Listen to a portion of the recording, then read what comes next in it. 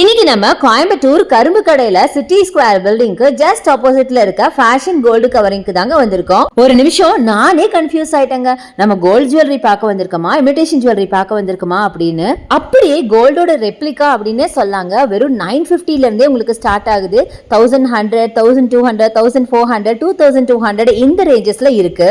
எல்லாமே உங்களுக்கு இயரிங்கோட சேர்த்து தாங்க சொல்றேன். சிலதெல்லாம் பாத்தீங்கன்னா 2 ஸ்டெப்ஸ் கூட இருக்கும். அது எல்லாமே சேர்த்து தான் நான் சொல்லிட்டு இருக்கேன். இது எல்லாத்துக்குமே பாத்தீங்கன்னா உங்களுக்கு 1 இயர் கேரண்டியும் கொடுத்துடுறாங்க.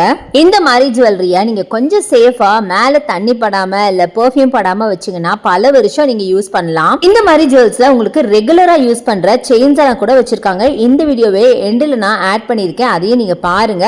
அது எல்லாமே உங்களுக்கு டெய்லி யூஸ்க்கான ஐட்டம் தான். பேபிக்கு வேண்டிய சோக்கர் கூட அழகா குட்டி சோக்கர் வச்சிருக்காங்க.